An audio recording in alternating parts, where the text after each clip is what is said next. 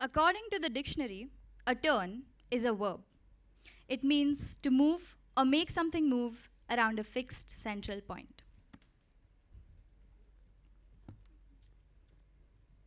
How many of us are actually prepared when life changes direction unexpectedly?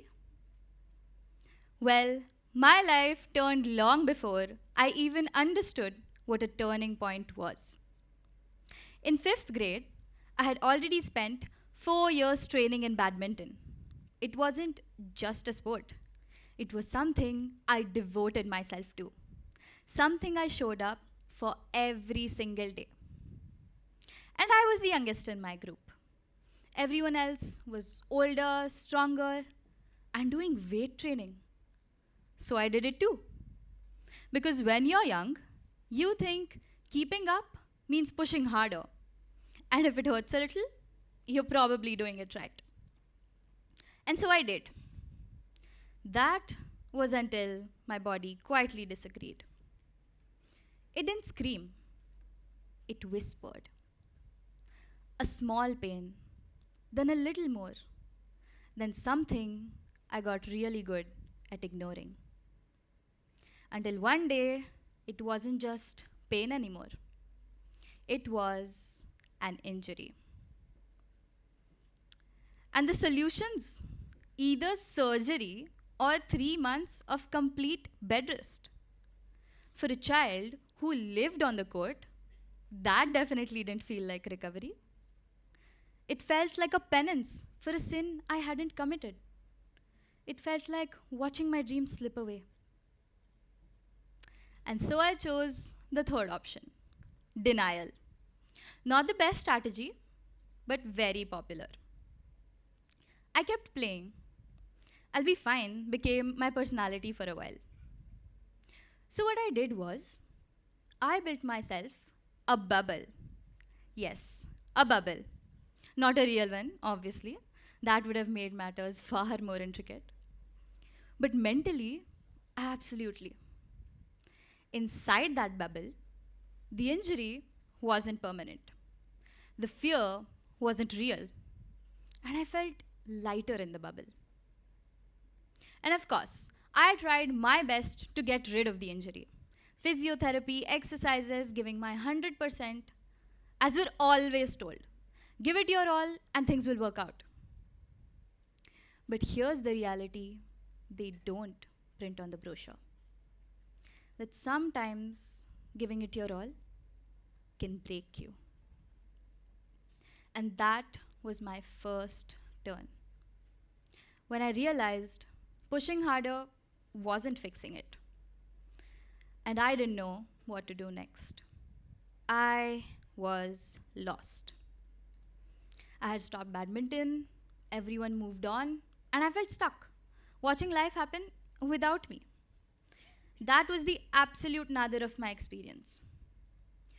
What I was most scared of wasn't the injury, it was the thought that I'd never be that player again. And then lockdown happened. Suddenly, everything paused. And for a moment, it felt like relief. Because now, I wasn't the only one stopping. And I convinced myself maybe this isn't such a big deal. Maybe I'll come back the same, or even better. But somewhere in that silence, another thought crept in. What if I don't? And I didn't know how to face that. It felt like someone had turned the volume down on something that used to be so loud in my life. And no matter how much I tried, I couldn't turn it back up. So I avoided it. I hid my rackets. Not just tucked away, I buried them like they didn't belong to me anymore. I didn't touch them for 3 years. Every time I tried, my fingers would freeze. As holding a racket wasn't just about a sport anymore, it was about reliving the moment the lights went out. I cried a lot during that phase, more than I'd ever admit, And I almost cut this part out of the talk today because honestly, it felt like a confession of defeat. It felt too raw, exposed, and cringe. But here's what my parents taught me: tears are not a mark of weakness, they're just proof that your heart is still brave enough to feel. Even when friends from my apartment played badminton, I avoided it, as it was easier than saying, I don't know if I can play like before. As saying that out aloud made me feel weak, broken, defeated. It's like saying, sorry, my phone died, when you just didn't know how to reply. That was another turn. And then, lockdown ended, life resumed, and so did reality. One day, I remember I ran a race in school just for fun, and I came second. And I didn't like that. So, of course, in my head, I blamed the injury. Every time things didn't go my way, it became the reason. And when people asked, why did you stop badminton? I'd say, I lost interest, which is basically my version of saying, please don't ask any follow up questions. Sometimes I wish life came with a Google Maps voice. In the next 200 meters, your entire plan is about to collapse. Please prepare emotionally. But instead, you just figure it out while driving. I couldn't return to badminton the way I wanted to because my injury wasn't random. It was in my toe, which is unfortunate as badminton is basically footwork with a racket. Okay, let's do one thing. Imagine you're in the middle of a beautiful trek and you twist your ankle. But you continue even though it hurts. That was me. Just that the pain was 10 times worse. Every lunge, every landing, every quick movement, all the pressure came right back to the same foot. So I thought, if I couldn't return to the same court, I would find a new one. Volleyball, basketball, cricket. Sports where I could still compete, still play, still feel alive. And at first, it wasn't about winning. It was just about seeing if I still could. And I couldn't do everything. I couldn't sprint like before. I couldn't jump too much. I had limits, which was new for me, as my old strategy was just go all out and deal with it later. Now it was more like, maybe let's not destroy your leg today. Wait a minute. Remember the bubble I said I was living in? The one that helped me avoid reality? The one that made watching life feel easier than participating in it? Did I just pop that bubble? Because now I wasn't trying to prove anything anymore. I was just playing. I enjoyed every bit of it. I felt excited to play, excited to have fun with my friends. I laughed at my mistakes, and I was just genuinely happy to be a part of the team. And slowly, I started redefining what success looked like for me.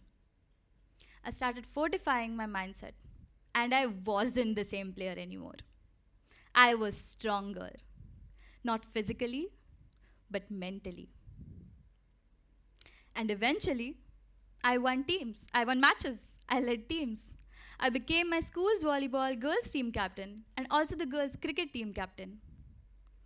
And one day I stood there holding the Mumbai Indians Juniors Girls Player of the Match award.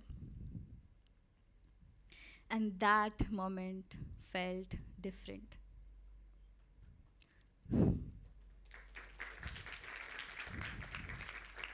Because the injury was still there. Nothing had magically disappeared. The difference was I had changed. I stopped trying to prove I was fine. I started being honest with myself, with my coaches. And instead of seeing it as a weakness, they helped me work around it, helped me play better without breaking my limits. We often think a turn must be something big, extremely glamorous.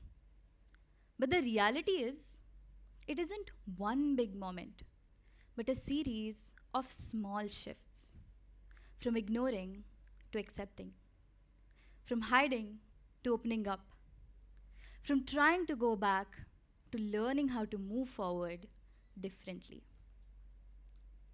This isn't a story about my injury. It's about learning that ambition must be guided by awareness, and that real strength lies in how you turn the turn. And if I look back now at the girl who hid her rackets, I don't see weakness. I see a girl who just didn't know yet that this wasn't the end of her story. It was just another turn, and this time she didn't try to go back. She turned with it. Thank you.